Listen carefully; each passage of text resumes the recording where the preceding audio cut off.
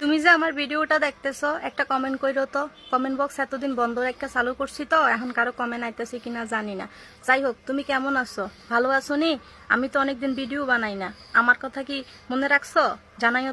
বিশেষ করে কিছু কিছু ভাই আছেন যারা 18-19 বছরের, তারা হুট করে বলেন যে আমি বিদেশ যাব, আমাকে এত লাখ টাকা দাও, আমাকে বিদেশ পাঠাও। আসলে বিদেশ যে কতটা কষ্ট করা লাগে এটা একমাত্র যে প্রবাসী ভাইগুলা থাকে তারা। আজ থেকে 10 বছর আগে বিদেশের মধ্যে আসলে কারো মায়ায় পড়াটা সহজ, কিন্তু মায়া কাটিয়ে আসাটা অনেক কষ্ট। আমি কসম কেটে বলেছিলাম তাকে আর কল করবো না, কিন্তু আমি আমার কথা রাখতে পারিনি।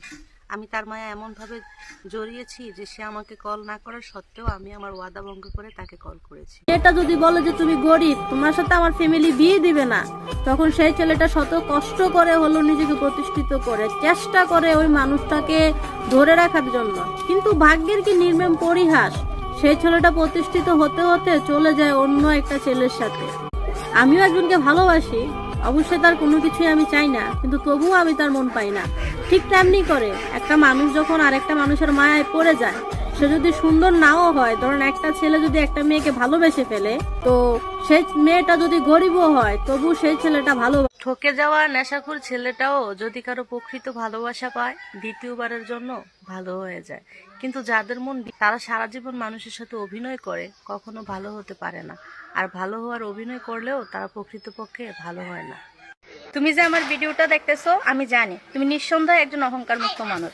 এখন হয়তো বলবা তোমাকে ফার্ম মারছি, ঘ্যাস মারছি লাইক কমেন্ট পাওয়ার জন্য, তবে না, কিছু মানুষের প্রতি আত্মবিশ্বাস এমনিতেই চলে আসে। নিজের উপর ভরসা করুন, নিজেকে ভালোবাসতে শিখুন, নিজেকে ভালো ভাবতে শিখুন, তাহলে অন্য কেউ। বান্দা যতবার বলে আল্লাহুম্মা মাগফিরলি, আল্লাহ ততবার বলে যাও মাফ করে দিলাম। সুবহানাল্লাহ। গরিবের ঘরে জন্ম নিলে বোঝা যায় বাস্তব জীবন কতটা কঠিন। আপনি যদি মধ্যবিত্ত আর গরিবের সন্তান হয়ে থাকেন, আর আপনার বয়স যদি 20 থেকে 30-এর ভিতরে হয়ে থাকে, তাহলে আমার কথাগুলো একটু শুনে যাবেন। দেখেন, আপনার বাবা মার যদি অবস্থান খারাপ থাকে তাহলে কখনো বাবা মায়ের উপর প্রেসার দিবেন না। বান্দা যতবার বলে আল্লাহুম্মা মাগফিরলি, আল্লাহ ততবার বলে যাও মাফ করে দিলাম। সুবহানাল্লাহ। পুরুষ কখনো খারাপ হয় না। পুরুষ যদি খারাপ হতো তাহলে একজন নারীকে কখনো আগলিয়ে রাখতো না। বাবা হিসাবে, স্ত্রী হিসাবে, ভাই হিসাবে পুরুষ সবসময় পারফেক্ট হয়। তবে দুই একটা অমানুষের কাছে হয়তো মানুষ ঠকে যায়, তাই বলে কখনো পুরো পুরুষ জাতিকে খারাপ বলা যাবে না। আজকে আপনি হঠাৎ করে নিখোঁজ হয়ে যান, আপনার খোঁজ যখন কোথাও পাওয়া যাবে না, তখন সবচেয়ে বেশি চিন্তিত হবে কে জানেন? আপনার বাবা মা। আপনার বাবা মায়ের মতো যদি মনে হয় যে আপনাকে পৃথিবীর অন্য কেউ ভালোবাসে, তাহলে আপনার ধারণাটা একেবারে ভুল।